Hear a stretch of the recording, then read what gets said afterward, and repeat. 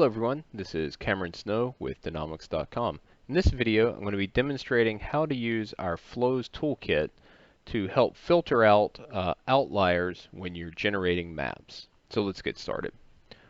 So if you've ever worked with a lot of data, that's a little bit noisy, sometimes you'll notice that there is a well that has, bad data for one curve or another, and that can often make the maps have, a very large bullseye, such as the one we see here. And obviously, if you're going to be presenting these maps, you want those to be cleaned up a little bit. You want to be able to see the detail in these other wells without having this well washing that out. And so to do that, you need to filter out some of the bad data points, and we're going to do that via our Flows toolkit. So let's get started with that.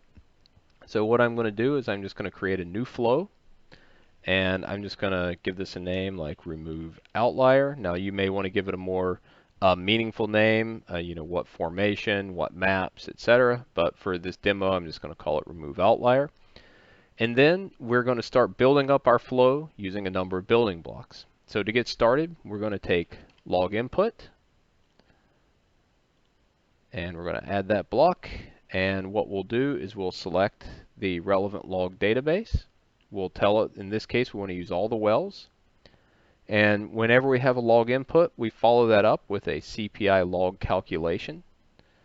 And what property is it we're wanting to look at? We're going to be looking at our average neutron final in this case.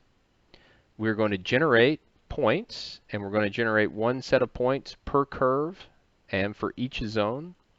Then we need to select our relevant CPI file, the TOPS database, and the well headers database. Okay, so since points are coming out, we then want to use point select. So we add that block, and point select is where we choose what zone we would like. So now we've done our log input, our CPI, and our point select.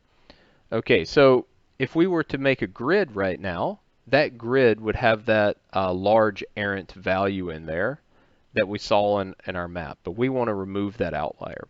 So the way we do that is we add what's called a point spatial filter, and I'm going to hit add there, and we will tell it the property that we want to find outliers in.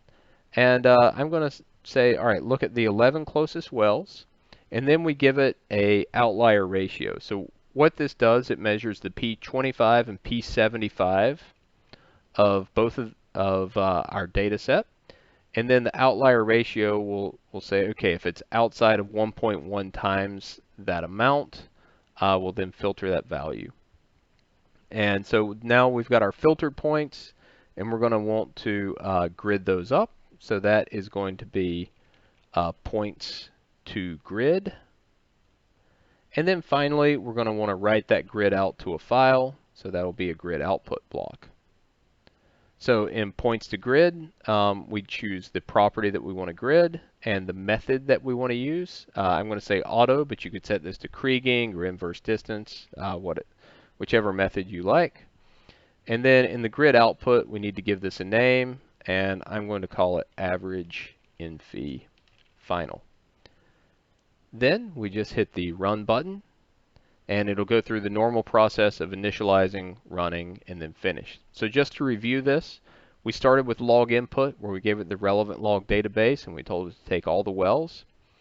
Then we used the CPI log calc block, where we said, let's take that average infi final. Let's look at the relevant CPI file, the TOPS database and wellhead database. Then we're going to select what zone we want to make the grid for. Then we are going to select to remove outliers. We're then going to grid up the filtered point set, and then we're going to write that grid out. And that'll be written out to the folder that our flow is in. And probably the best way to view this is on a map. So I'm just going to create a new map here. So I'm going to say File, New Map, and I'm just going to call this Average Infi Final. I'm going to say OK. And I'm going to put that here in the folder with my flows. And then I'm going to add this property to it. So my average MFI final grid. And I'm going to say close there. And this is down here in the Alston chalk. And once we zoom in, we now see that that large bust is now not present in the map. So, this was the before, and here we have the after. So now we can see a lot more detail in the map now that we've got rid of that one bad data point. So that's an example of a very obvious outlier. And we could have gone in and quite simply just went to this one particular well, selected it, omitted it from the map, and refreshed. And that would be probably more sensible for this particular file. However, there's other cases where it's not going to be this obvious. So, for example, if I come over here to a different project, so this is a project that's got about 1,000 wells in it, and we can see that here in our map of our average gamma ray. So we have our average gamma ray for the Niobrara Formation. We see there's a lot of noise in this map. The map itself is very noisy, and it may be infeasible to go through and try to manually omit every well. You may not want to do that because then you'd be losing other data, etc. So maybe we want to use our flows to clean this up. So to do that, what we can do is we can just right click here on this flow and we can say make a copy, and then we're going to give that a name, and I'm just going to call that PRBs for Powder River Basin, remove outlier, and we hit OK. And now we have a copy of this flow. So to modify this, we'll just come in and we'll select our Powder River log database. We will come to our CPI block, and in this case we were interested in our average gamma ray final, and then we're going to select the relevant database, and so this is our white paper CPI, so that's the one we did that ERTEC study on last year, and we will take our tops and our well headers. Okay, and then once we have those, just want to make sure we grab the right well headers there. We've got that filled out. Point select. It's no longer the Alston chalk we're interested in. It's the Niobrara. For our spatial filter, we're interested in the gamma ray, and we're going to leave our tolerance set up the same for this. And once again, we need to update our property, and this is only necessary because we copied and pasted over that flow. If you're starting from scratch, obviously, there's no need to do that. And we're going to call it average gamma ray final, and I'm going to designate that we have that we've filtered this down. So average gamma ray final filtered. Okay, and then once we have that, we can hit the run button.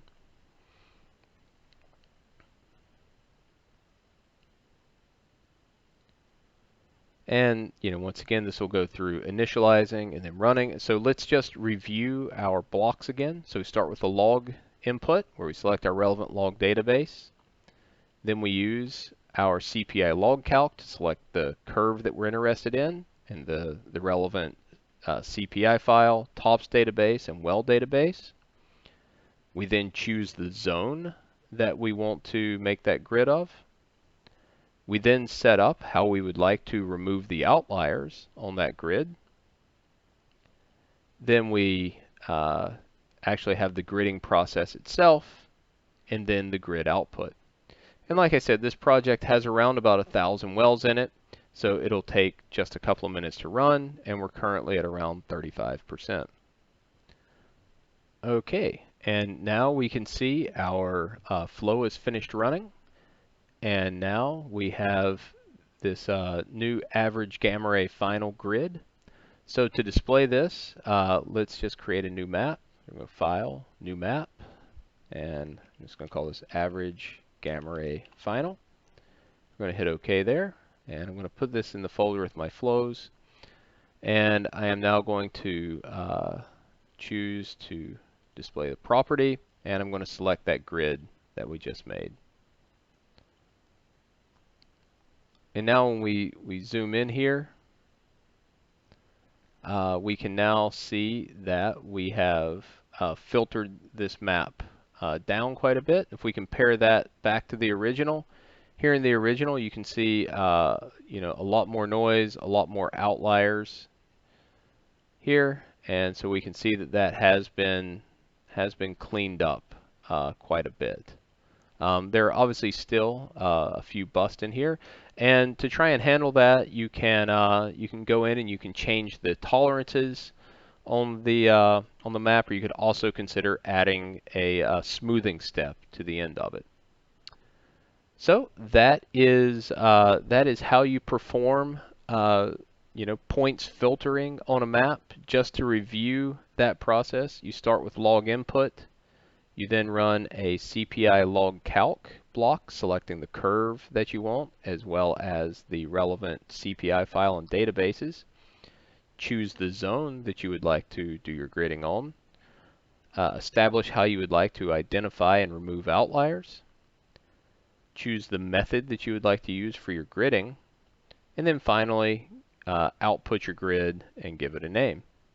All right, I hope that is useful to you, and can help you get some of your maps cleaned up for presentations. If you have any questions, you can always contact us at support@danomics.com. Thank you.